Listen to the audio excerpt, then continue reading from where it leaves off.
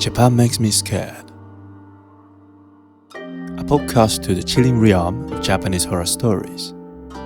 My name is Junpei, and I will invite you to the mysterious world of Kaidan, exploring spine-tingling experiences that have haunted Japan.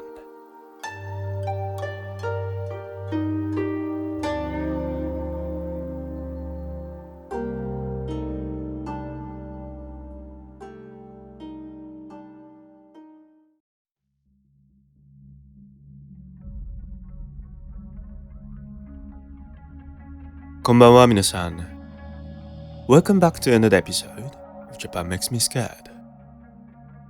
I'm Junpei, your host, and I'm gonna share various horror, scary stories of Kaidan in this podcast. Question of the day. When you hear the words fate and destiny, how would you feel? Do you know the difference between them? Well, language is sometimes said to be like a living thing, so everyone has their own feelings and interpretation of these words. But if you refer to the dictionary meaning, fate is a predestination that is determined even before birth, while destiny is a force that gives people happiness or unhappiness beyond human will. The difference is the possibility of change. Fate is predetermined and cannot be changed. But destiny, on the other hand, is based on external luck or flow, so it is possible to change it depending on one's daily behavior. Today's story is about a deeply sad but mysterious event experienced by a woman. And I would like you to think about whether this is fate or destiny. Alright, let's move on to the storytelling part.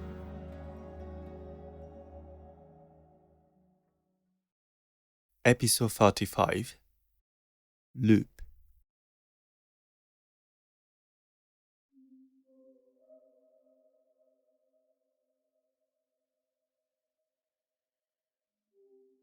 The original story is from Ryokichi Iyama.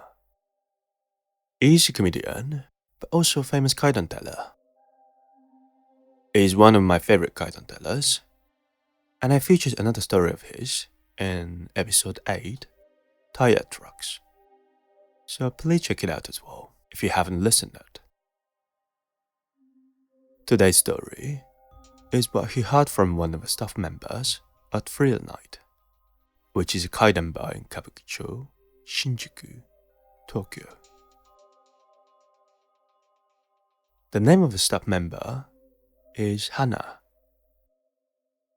She's still young, like around her early 20s, but she has quite an interesting job history already.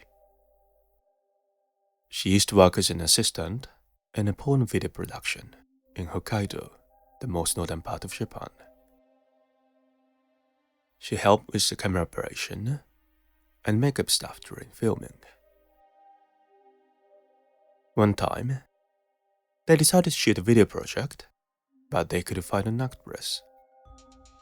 Well, the content of the project was a bit too much tough, but also, the shooting spot was in Hokkaido, and it is unreachable by plane travel from other areas in Japan. So they had to keep a schedule for several days if they invited someone from outside of Hokkaido, which could also be the biggest reason why everyone was not willing to say yes. In the end, the production company decided to cast a chat lady, an amateur girl who was doing that kind of things in front of a web camera, as an actress for the project. Let's call her Eiko here for convenience. She was a very cheerful person. She laughed a lot, and she liked the sound of her own laughter as well. On the day of shooting, they started filming, and it was time for a break after a while. Hannah always loved kaiden stories. You know, she even walks in kaiden bar now, so you can feel her enthusiasm for it, right? And it's the nature of kaiden lovers to ask people they meet if they have any scary stories. At that time, Hannah also tried it on Neiko. Hannah asked, I actually like hide and scary stories. Do you have any like that? Then Neiko replied, Scary stories? Oh, I think I've got one. Her voice was still cheerful, but what she talked about afterward was so heavy that it was hard to imagine from her character. She was born and brought up in a family without a father. It was probably a divorce, but anyway, she was brought up by her mother. But the worst thing is, she was abused by her mother when she was a child. Her mother had even prepared a room for her to be abused, where she was beaten frequently. So her days were like, she was brought to that room, beaten by her mum, and when her mum got tired and went to bed to sleep, she would finally be let go. She said it was just a living hell for those days. Then, one day, even though it was still daytime, Eiko was taken by her mother to the abuse room. She was beaten there as usual, and her mum got tired of beating her and went to sleep, and she was finally released. However, the pain was worse than usual that day, and she could not even get up, as she lay there, unable to move. Then, there was a balcony next to that abuse room, and she could see someone standing there. It looked like a woman. This woman opened a window and came into the room. She was directly going to her mum and started choking her. When Neiko saw that, she was not sad or scared or anything. Just thought, oh, finally, Mum will die. While she was looking at it, she lost consciousness.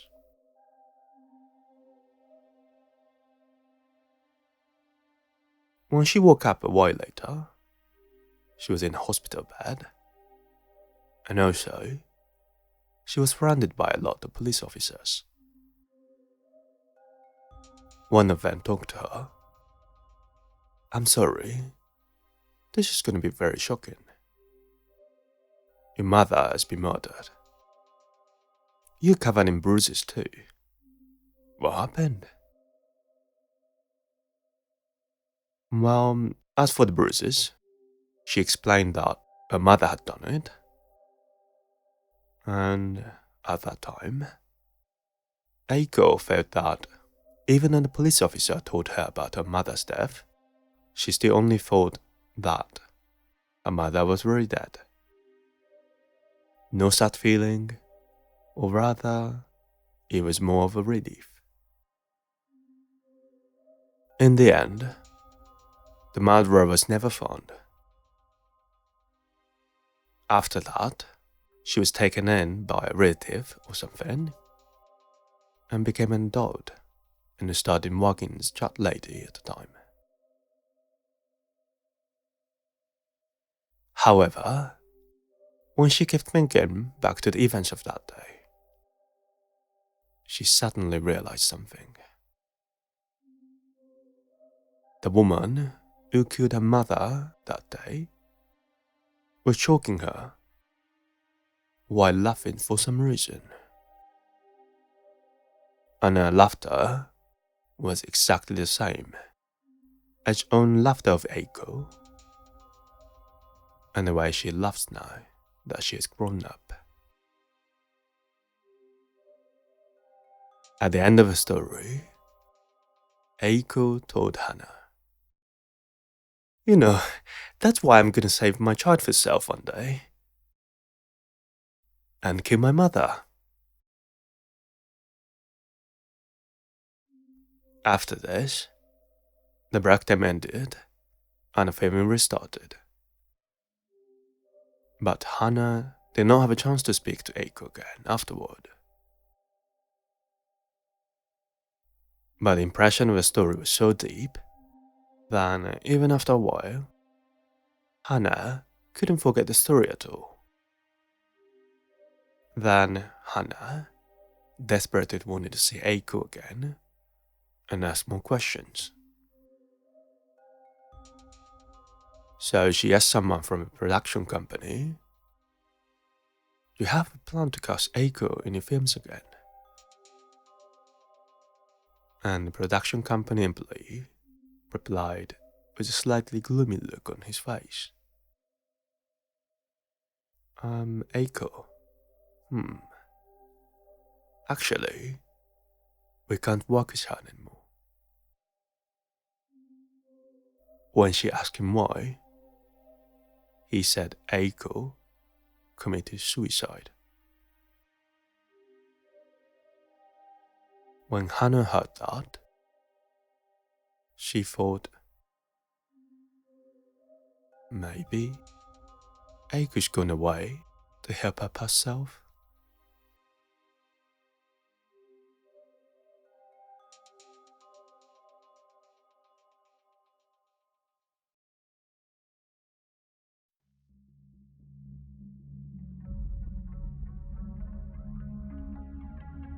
Oshimai. Thank you very much for listening to the story. How did you find it? The title of this episode is Loop.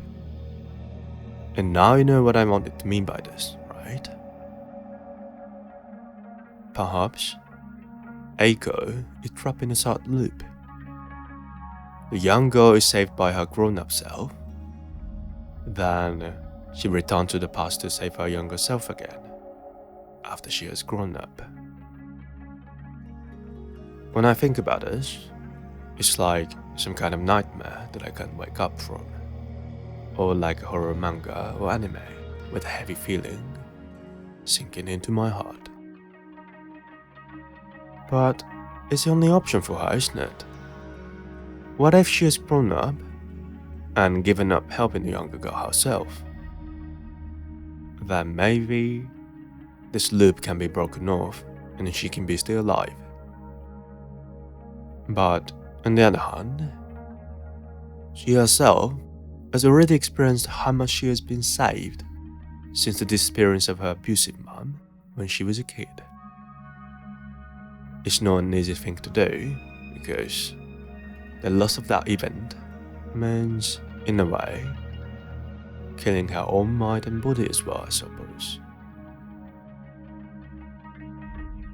Since I heard this story, I've been trying to think of something else to end this loop with kind of a happy ending. But I still can't find it yet. Anyway, do you have any theories on the story as well? I've got a Discord channel where anybody can join and share thoughts and theories. Of course, I'll be there as well. I'm gonna leave the link in the description, so please join and enjoy the interaction if you would. Also, I've got my own website, japanmakesmescared.com, where you can find a transcription of a story, more detailed information about the episode topic that I couldn't get to in the podcast, and more visual images related to the episode as well. To reach my website, you can simply type Japan Makes Me Scared in your browser or check the link in the description. Just one more thing. This podcast, Japan Makes Me Scared, is available on almost all popular podcast platforms like Spotify, Apple, YouTube, or Amazon Music. Also, if you push the follow button on the app of your choice. First of all, for me, it'd be a huge support and motivation. And for you, you will not miss notifications for future episodes. So please consider following my podcast as well.